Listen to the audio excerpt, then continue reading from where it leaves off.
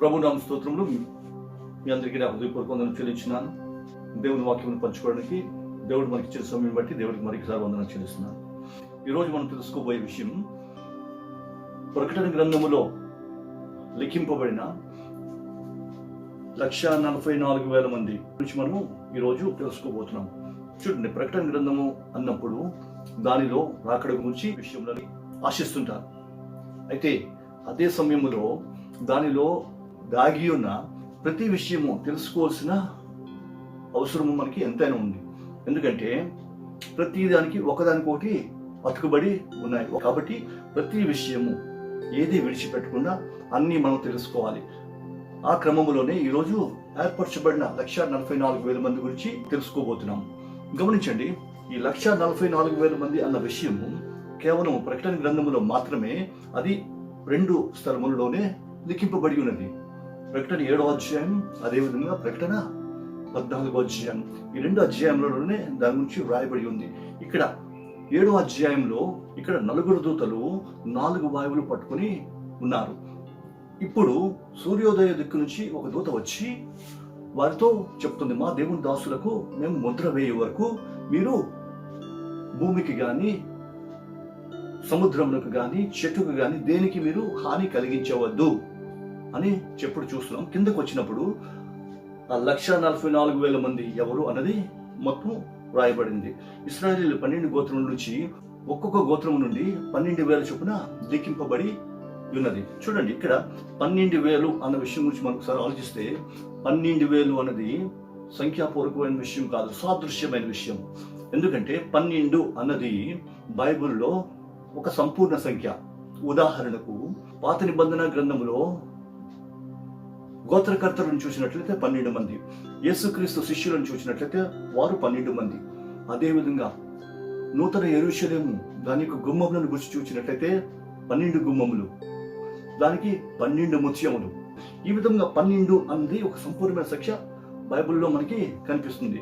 అయితే ఈ విధంగా ఏర్పరచబడిన ఇశ్రాయేలీయులు, వారి గురించి ఏమైనా రాయబడి ఉందంటే, వీరు స్త్రీ సాంగత్యమును ఎరుగని వారు, వీరి నోట ఏ అబద్ధము లేదు, వీరు అనింద్యులు, మరియు వీరు క్రీస్తుకు ప్రథమ ఫలములు అని వ్రాయబడి ఉంది. చూసారా, ఇక్కడ ప్రత్యేకంగా మనం గుర్తించవలసిన విషయము, వీరు ప్రథమ ఫలములు అని చెప్తున్నాడు. ఈ ప్రథమ ఫలములైన 144,000 మంది వారి గురించి రాస్తూ అంటాడు, వీరు స్త్రీ సాంగత్యమును ఎరుగని వారు, వీరు అనింద్యులు, వీరి నోట ఏ అబద్ధమును లేదు. అంటే వీటిలో ప్రత్యేకత కనిపిస్తుంది. వీరు ముఖ్యంగా ప్రథమ ఫలములు అని చెప్పాలి. అదేవిధంగా 1 కొరింథీ 15వ అధ్యాయం 20వ వచనము 23వ వచనం చూసినట్టయితే, ఇక్కడ క్రీస్తు ప్రథమ ఫలము అని చెప్పి వ్రాయబడి ఉంది.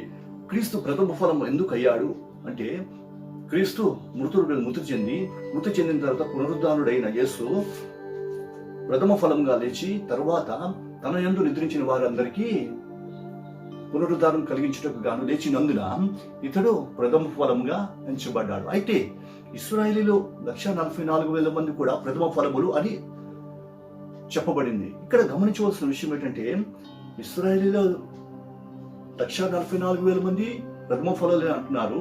ఇక్కడ యేసుక్రీస్తు కూడా ప్రథమ ఫలములే అని చెప్పబడుతుంది. దీనిని బట్టి మనం ఆలోచించినట్లయితే, ఇక్కడ ఇశ్రాయేలీయులకు యేసుక్రీస్తుకి ప్రథమ ఫలములు అన్న దానిని బట్టి ఎక్కడో సంబంధం ఉంది. ఎక్కడ ఉంది? ఇది ఎలా సాధ్యము అని మనం ఆలోచించాలి. ఎందుకంటే యేసుక్రీస్తు పుట్టినప్పుడు ఇశ్రాయేలీయులు ఎవరు యేసుక్రీస్తుని అంగీకరించలేదు. అదే ఇశ్రాయేలీయులు యేసుక్రీస్తుని సిలువకు అప్పగించారు. అయితే ఇప్పుడు ఇశ్రాయేలీయులు ఎలాగ ప్రథమ ఫలములు అవుతున్నారు అన్నది మనము తెలుసుకోవాల్సిన విషయం. ఇప్పుడు ఇది తెలుసుకోవడానికి గాను చరిత్రలోనికి ఒకసారి మనం వెళ్ళాలి. యేసుక్రీస్తు పుట్టినప్పుడు జ్ఞానులు వచ్చి, యూదుల రాజు ఎక్కడ పుట్టాడు అని హేరోదు రాజుని అడిగినప్పుడు, హేరోదు రాజు ఆ జ్ఞానులకు మార్గం చూపించి, వెళ్ళి ఆ యేసును దర్శించండి, ఆ యేసుని పూజించండి, పూజించి వచ్చి ఆ యేసు ఎక్కడ జన్మించాడో నాకు తెలియజేయండి, అప్పుడు నేను కూడా వెళ్ళి యేసుని పూజిస్తాను అని హేరోదు చెప్పడం మనం అక్కడ చూసాం. అయితే వీడు వెళ్తుండగా దేవుడు వారితో మాట్లాడి, మీరు వచ్చిన మార్గంలో వెళ్ళవద్దు, మీరు మార్గం మార్చుకోండి దేవుని దూత చేత ప్రేరేపింపబడిన వారే తిరిగి వేరే మార్గంగా వెళ్ళిపోవడం మనం అక్కడ చూస్తున్నాం. అయితే దీని వలన హేరోదు రాజుకి కోపం వచ్చింది. మత్తయి సువార్త 2వ అధ్యాయం 13వ వచనం నుంచి 18వ వచనం వరకు చూసినట్లయితే ఇక్కడ హేరోదు రాజుకి కోపం రావడం, కోపమును బట్టి హేరోదు రాజు 2 ఏళ్లలోపు పిల్లలందరినీ చంపమండం మనం అక్కడ చూస్తున్నాం. చూడండి, అతను ఏమి చెప్పాడు, బెత్లెహేములోను చుట్టుపక్కల తీర ప్రాంతములన్నిటిలో 2 ఏళ్లలోపు పిల్లలందరినీ చంపించినట్లు అతను శాసనమును తయారు చేశాడు. సో దానిని బట్టి 2 ఏళ్లలోపు పిల్లలందరూ చనిపోయారంటే క్రీస్తుతో పాటు ఆ కాలంలో పుట్టిన పిల్లలందరూ చంపబడ్డారు. ఇక్కడ మరొక విషయం మనం ఆలోచించాలి. మోషే ద్వారా ఇశ్రాయేలీయులకు దేవుడు స్వాస్థ్యమును పంచి ఇచ్చినప్పుడు ఇశ్రాయేలీయులు 12 గోత్రములకు తను పంచిన భూభాగము ప్రతి గోత్రములకు తీర ప్రాంతము ఉంది. ఇక్కడ తెలియజేశారంటే ఆ తీర ప్రాంతములలో అన్నిటిలో కూడా బిడ్డలందరినీ చంపించినట్లు చూస్తున్నాం. దీన్ని బట్టి మనకు అర్థమయ్యేది ఏంటంటే ఇశ్రాయేలీయుల సంతానమంతయు ఆ కాలంలో పుట్టిన వారు హతము చేయబడ్డారు. ఇంకా కిందకు వచ్చినట్లయితే 17వ వచనం 18వ వచనంలో చూసినట్లయితే ఇక్కడ ఒక ప్రవచనమును గురించి చెప్తున్నాడు. రామాలో అంగలార్పు వినబడెను, ఏడ్పును మహా రోదనయు కలిగెను. రాహేలు తన పిల్లల విషయమై ఏడ్చుచు వారు లేనందున ఓదార్పు నందకుండెను అని రాయబడి ఉంది. ఇక్కడ చూడండి, రామాలో ఏడ్పు, రామాలో అంగలార్పు, రాహేలు రోదన కనిపిస్తుంది. ఈ విషయం ఇలా జరుగుతాదని ఎప్పుడో ఇర్మియా కాలంలో దేవుడు తన ప్రవక్తకు బయలుపరిచి ప్రవచింపజేశాడు. ఇది ఇర్మియా గ్రంథం 31వ అధ్యాయం 15వ వచనంలో రాయబడి ఉంది.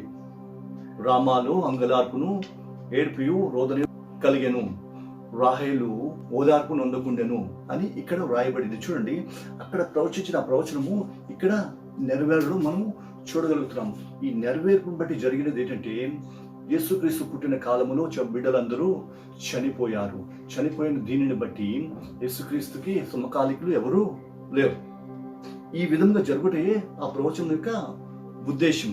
అయితే ఈ విధంగా జరిగిన తర్వాత మళ్ళా 17-18 వచనాల్లో దేవుడు నిరీక్షణ కలిగిన ఒక వాగ్దానం మరలా చేశాడు.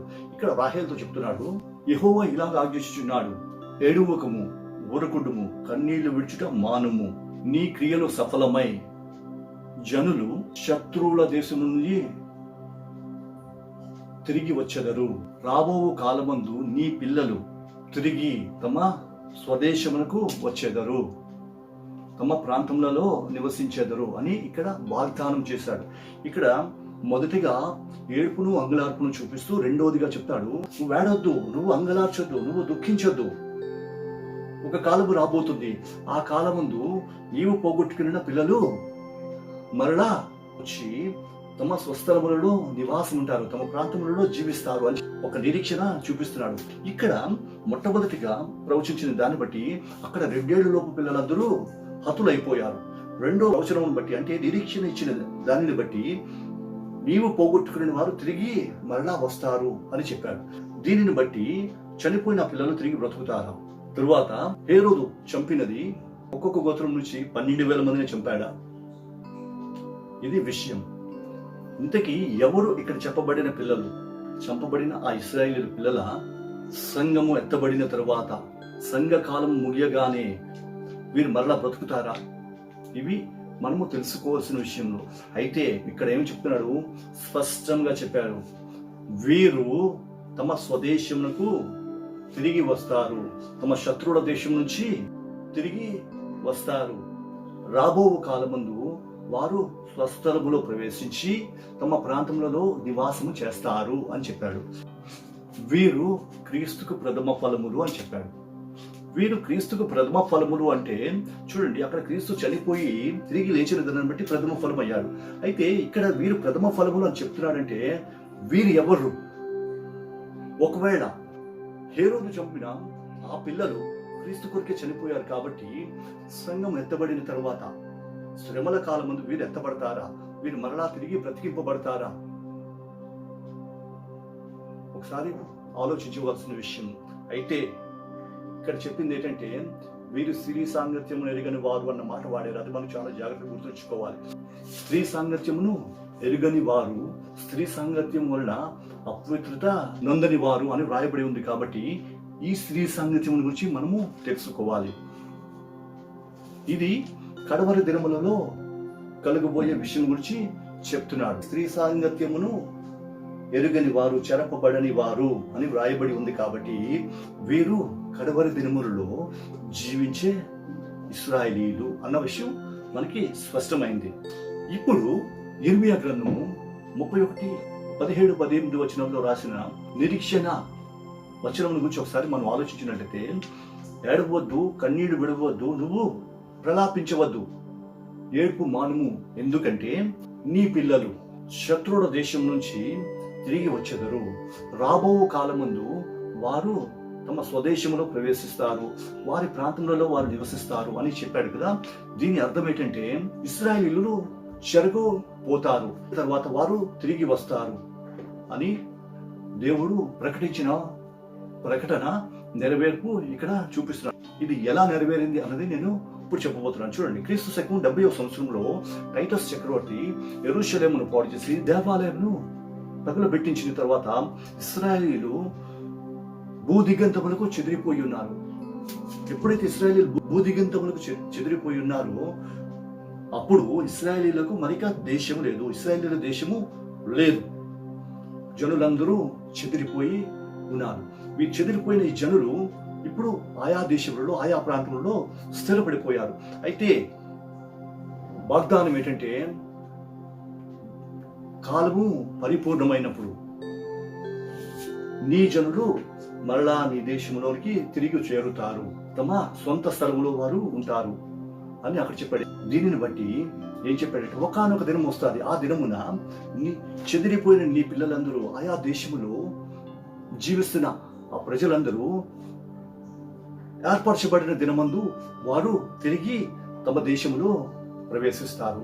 వారు తమ దేశంలో ప్రవేశించిన తర్వాత ఎవరి ప్రాంతంలో వారు నివసిస్తారు, అప్పుడు అందులో నుంచి ఏర్పరచబడతారు అన్నది చెప్పబడింది. ఇది ఎప్పుడు జరిగిందంటే 1948 మే 14వ తారీఖున ఇశ్రాయేలీయుల సమాజం అంతయు తిరిగి తమ స్వదేశములకు చేరి ఒక రాజ్యముగా ఏర్పరచబడ్డారు. నాటి నుంచి భూదిగంతములలో నివసిస్తున్న ఇశ్రాయేలీయులందరూ, భూమి మీద చెదిరిపోయిన ఇశ్రాయేలీయులందరూ క్రమముగా తమ దేశంలోకి తిరిగి వచ్చుట కనిపిస్తుంది. నేటికి ఇంకా ఆ పరంపర కొనసాగుతుంది. చెదిరిపోయిన ఇశ్రాయేలీయులందరూ తమ స్వదేశములకు తిరిగి వస్తున్నారు. ఎప్పుడైతే వీరి సంఖ్య పరిపూర్ణమైపోతుందో, చెదిరిపోయిన ఇశ్రాయేలీయులందరూ తమ స్వదేశంలోకి చేరిపోతారో అప్పుడు క్రీస్తు రాకడ సంభవిస్తుంది. ఇది దేవుని యొక్క వాగ్దానము, దేవుని యొక్క ప్రవచనము. కాబట్టి ఇది ఆ రోజు యిర్మీయా ప్రవక్త ద్వారా పలికించిన ప్రవచనము. కాబట్టి ఇప్పుడు ఇశ్రాయేలీయులందరూ తమ స్వదేశంలో చేరుతున్నారు. ఇప్పుడు వీరు స్త్రీ సాంగత్యమున చెరపబడని వారు అన్నారు కదా. ఇక్కడ స్త్రీ సాంగత్యం గురించి మనం ఒకసారి ఆలోచించినట్లయితే ప్రకటన గ్రంథం 17వ అధ్యాయంలో ఇక్కడ ఒక స్త్రీ గురించి వ్రాయబడి ఉంది. వేశ్య అయిన ఒక స్త్రీ అని వ్రాయబడి ఉంది. ఎవరి వేశ్య అయిన స్త్రీ అని మనం ఆలోచించినట్లయితే ఇది రాబో దినములలో, శ్రమల కాలంలో, 7 ఏళ్ల పరిపాలనలో అంత్యక్రీస్తు యొక్క పరిపాలనను సూచిస్తున్నది. వీరు ఆ కాలంలో జీవించే ఇశ్రాయేలీయులు.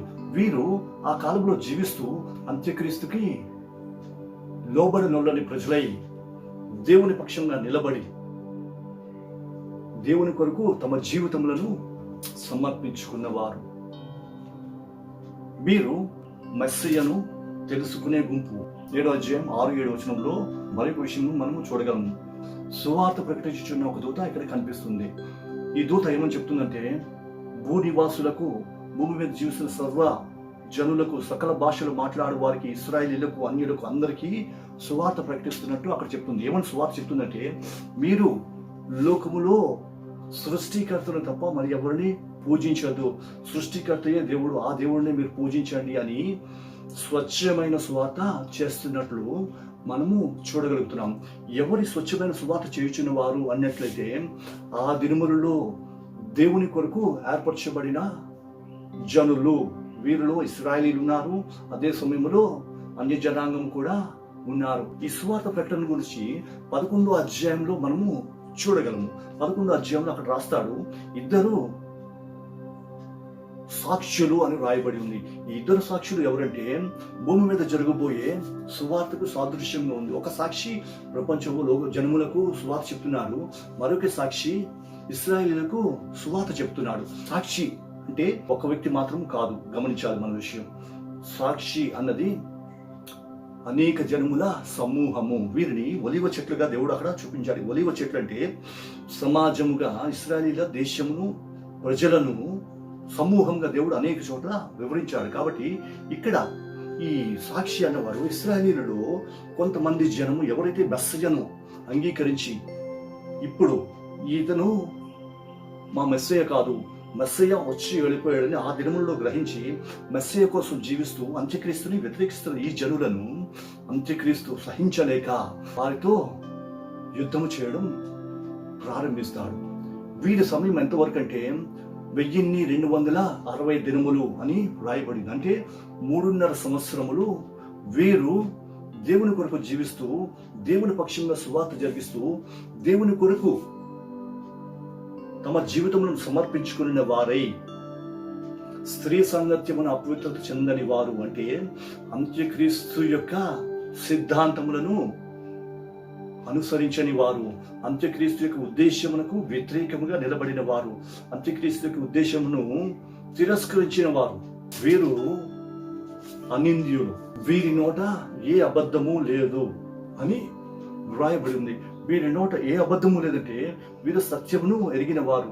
ఎవరి సత్యమును మనం ఆలోచించినట్లయితే యేసుక్రీస్తు చెప్తున్నాడు, నేనే మార్గమును సత్యమును జీవమును.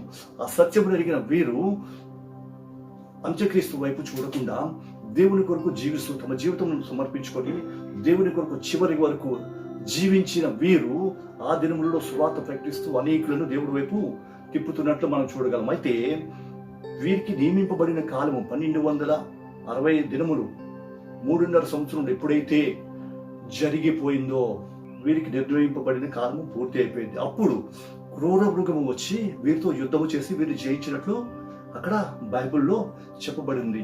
ఎవరి క్రూర మృగం అని చూసినట్లయితే అంత్యక్రీస్తు. అంత్యక్రీస్తు వచ్చి వీరిని హతమారుస్తాడు.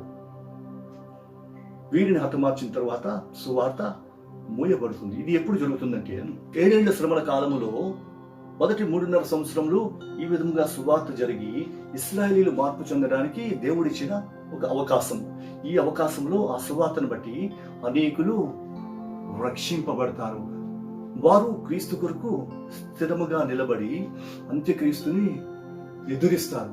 ఎప్పుడైతే అంత్యక్రీస్తుని ఎదురిస్తాడో అప్పటికీ లోకమంతయు అంత్యక్రీస్తు చేతిలో ఉన్నది కాబట్టి రౌద్రుడై వీరి తిరుగుబాటుని సహించలేక వీరి మీద యుద్ధమును ప్రకటించి వీరిని హతమార్చడం ప్రారంభిస్తాడు.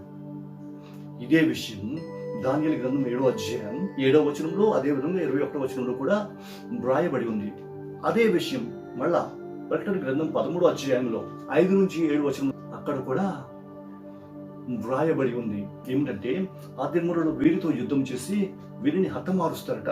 వీరిని దేనికోసం హతమారుస్తారంటే దేవుని కొరకు, యేసుక్రీస్తు పక్షంగా వీరు నిలబడిన దానిని బట్టి వీరిని హతమారుస్తాడు. అప్పుడు వీరు క్రీస్తు కొరకు హతులైపోతారు. హతులైపోయినప్పుడు వీరు దేవుని సన్నిధికి కొనుక్కోబడతారు. వీరే ముద్రింపబడిన ఆ 144,000 మంది. ఇది కడవరి సువార్త. ఈ సువార్తలో రక్షింపబడిన ఇశ్రాయేలీలే 144,000 మంది. ఇక్కడ 144,000 మంది అన్న మాట ఒకసారి మనం ఆలోచించినట్లయితే ఇది 144,000 మంది సంఖ్య మాత్రము కాదు, ఆయా గోత్రములలో దేవుడు ఏర్పరచుకున్న సంపూర్ణమైన సంఖ్యలు. ఆ విధముగా ప్రతి గోత్రం నుంచి దేవుడు ఏర్పరిచిన సంఖ్య ప్రకారం జనులు నిండిన తర్వాత అప్పుడు జరిగే యుద్ధములో వీరు జయింపబడి క్రీస్తు కొరకు హతసాక్షులవుతారు. వీరినే ప్రథమ ఫలములు అన్నాడు. ఎందుకంటే వీరు ఇశ్రాయేలీయులలో మొట్టమొదటిగా క్రీస్తుని అంగీకరించిన వారు, ఇశ్రాయేలీయులలో మొట్టమొదటిగా దేవుని కొరకు హతసాక్షులైన వారు. ఇదే చివరిగా జరిగే వధ, దేవుని కొరకు చివరిగా జరిగే వధ. వీరి గురించే అక్కడ 5వ ముద్ర కాలములో దేవుడు మాట్లాడుతున్నప్పుడు బలిపీఠం కింద నుంచి వారు అడుగుతున్నారు, నాదా సత్యస్వరూపి, ఎన్నాళ్ళ వరకు మా హత్య నిమిత్తము భూలోకములకు తీర్పు తీర్చక ఎందువు అని అక్కడ వారు అడుగుతున్నప్పుడు దేవుడు ఏమని చెప్పాడు, ఇంకా కొంచెం కాలము మీరు ఆగండి. ఈ కొంచెం కాలములో మీ వలే హతం అవ్వవలసిన వారు అనేకులు ఉన్నారు. లెక్క పూర్తి అవ్వవలసి ఉంది. అది పూర్తి అయినప్పుడు భూలోకములకు తీర్పు తీరుస్తానని దేవుడు అక్కడ చెప్పాడు. మిగిలి ఉన్న ఆ సంఖ్య దీనితో సంపూర్తి అవుతాది. ఇప్పటి నుంచి భూలోకం మీదకి దేవుని యొక్క శ్రమ, భూలోకమునకు దేవుని యొక్క తీర్పు ప్రారంభమవుతుంది. కారణం ఏంటంటే ఇప్పటికీ క్రీస్తునందు విశ్వసించి, క్రీస్తుని అంగీకరించి, క్రీస్తును వెంబడిస్తున్న ఆయా జనులు, సంఘము దేవుని సన్నిధికి ఇప్పటికే చేరిపోయింది. అదే విధంగా క్రీస్తును అంగీకరించిన ఇశ్రాయేలీయులలో సువార్తను బట్టి మెస్సయ్యను ఎరిగిన వారే, క్రీస్తు కొరకు ఏర్పరచబడిన వారు హతసాక్షులై దేవుని సన్నిధికి చేరిపోయారు. వీరు ప్రథమ ఫలములు అన్నారు. చూసారా, అక్కడ యేసుక్రీస్తు ప్రథమ ఫలము దేనికంటే లోకములో నుంచి జనులను విముక్తి చేయడానికి వచ్చి మరణించి తిరిగి లేచారు. ఇక్కడ వీరు దేవుని కొరకు తమ జీవితమును సమర్పించి క్రీస్తు కొరకు హతసాక్షులయ్యారు. అక్కడ మానవుల కొరకు దేవుని పక్షంగా చంపబడ్డాడు కాబట్టి యేసుక్రీస్తు ప్రథమ ఫలము. ఇక్కడ ఆ యేసునందు విశ్వాసముంచి, ఆ యేసును మెస్సయ్యగా అంగీకరించి, ఆ యేసు కొరకు తమ జీవితములను సమర్పించుకునే దానిని బట్టి వీరు ప్రథమ ఫలం అయ్యారు. ఈ విధంగా యేసుకి వీరికి ప్రథమ ఫలము అన్నమాట సరిపోయినది. కాబట్టి వీరు ప్రథమ ఫలముగా క్రీస్తులోనికి చేరబడ్డారు. అయితే ఇప్పుడు ఈ 1,44,000 మంది గురించి మనం విన్నాం కదా, ఇది ఎప్పుడు జరుగుతుంది అని ఆలోచించినట్లయితే 7 ఏళ్ల శ్రమల కాలంలో మొదటి 3.5 సంవత్సరములు అంత్యక్రీస్తు మోసపూరితమైన పరిపాలన పాలించి తానే క్రీస్తుగా ప్రకటించుకుంటూ భూలోకమును మోసగించి తనకు తాను క్రీస్తుగా చెప్పుకొని పాలిస్తున్న సమయంలో ఇశ్రాయేలీయులు అతను అంత్యక్రీస్తు మా క్రీస్తు కాదని గ్రహించిన వారే అతనిని వ్యతిరేకించిన దానిని బట్టి వారు వధింపబడతారు. వారు అప్పుడు క్రీస్తు కొరకు తమ ప్రాణములను సమర్పించడానికి సిద్ధపడ్డారు. కాబట్టి వారు ప్రథమ ఫలములయ్యారు. వీరందరూ కలిపి గొర్రె పిల్లతో అక్కడ సంతోషించు ఆనందిస్తున్నట్టు మనం చూడగలుగుతున్నాం. వీరితో పాటు ఆయా భాషలు మాట్లాడే వారి నుంచి అనేకమైన జనాంగము ఖర్జూరపు మట్టలో చేత పట్టుకొని దేవుని సన్నిధిలో దేవుని స్తుతిస్తూ ఆనందిస్తున్నట్లు చూడగలుగుతున్నాం. చూసారా, అక్కడ ఇశ్రాయేలీయుల ప్రథమ ఫలం ఎత్తబడింది. అదేవిధంగా లోకంలో కూడా జనులు ఎంతమంది అయితే దేవుని యందు విశ్వాసం ఇచ్చారో, ఎంతమంది అయితే క్రీస్తు కొరకు తమ జీవితంలో సమర్పించుకున్నారో, వారందరూ కూడా ఎత్తబడిన వారై క్రీస్తులో ఆనందిస్తున్నారు. ప్రియ సహోదరుడా, వాక్యం గురించిన ప్రియ సహోదరి, నీవు ఆ గుంపులో చేరగలవా? ఆ గుంపులో చేరే స్థితిలో నీవు ఉన్నావా? నీకు విశ్వాసం ఏ విధంగా ఉంది? క్రీస్తు కొరకైనా నీ పరిచర్య ఎలాగుంది? క్రీస్తు కొరకైనా నీ జీవితం ఎలాగుంది? క్రీస్తు కొరకైనా నీ సాక్ష్యం ఎలాగుంది? క్రీస్తు కొరకు నీ జీవితం సమర్పించడానికి సిద్ధంగా ఉన్నావా? క్రీస్తు కొరకు నీ ప్రాణమును సమర్పించడానికి సిద్ధంగా ఉన్నావా? అట్టి విధమైన జీవితం కలిగి, అట్టి విధమైన తెగింపు కలిగిన వాడవైతే, అట్టి విధమైన తెగింపు కలిగిన దానవైతేనే నీవు క్రీస్తు సంఘములో చేరగలవు. అప్పుడే నీవు ఆ నిత్య ఆనందమును అనుభవించగలవు. కాబట్టి వాక్యం వినిచున్న ప్రియ సహోదరుడా, ప్రియ సహోదరి, ప్రథమ ఫలం గురించి మనం తెలుసుకున్నాము. ఇశ్రాయేలు 1,44,000 మంది ఎవరు అన్నదో తెలుసుకున్నాము.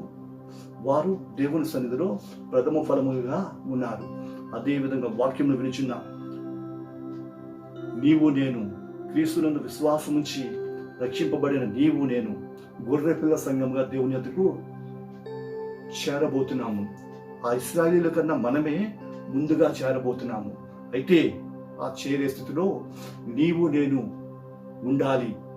దానికి తగిన యోగ్యమైన ప్రవర్తన మనకి కలిగి ఉండాలి. దానికి అవసరమైన పరిశుద్ధత మనలో ఉండాలి. అప్పుడే మనము రెప్పపాటులో ఆయన వస్తున్నప్పుడు ఆయనతో పాటు కొనిపోబడగలము. కాబట్టి వాక్యం నుంచిన ప్రియ సహోదరుడా, ప్రియ సహోదరి, ఎత్తబడి ఆ గుంపులో నీవు నేను ఉండి తెల్లని వస్త్రములు ధరించుకున్న వారమే నిత్యము ఆయనతో సహవాసం చేయొచ్చు. ఆ నిత్య రాజ్యంలో జీవించుదము కాక. అటువంటి కృప దేవుడు మనందరికీ దయచేయను గాక. ప్రార్థన. స్తోత్రం తండ్రి, కృపగల రాజా, నీకు వందనములు. ఇంతవరకు నీకు వాక్యంలో నుంచి ప్రథమ ఫలములైన ఇశ్రాయేలు గురించిన విషయంలో మేము తెలుసుకుని ఉండగా తండ్రి, తెలుసుకున్న దాన్ని బట్టి మా జీవితంలో చక్కబరచుకోవచ్చు. ఏర్పరచబడిన లేక ఎత్తబడిన ఆ గుంపులో మేము ఉండటకు సహాయం చేసి మహిమను పొందండి. యేసు నామమున అడుగుచున్నాము తండ్రి. ఆమేన్.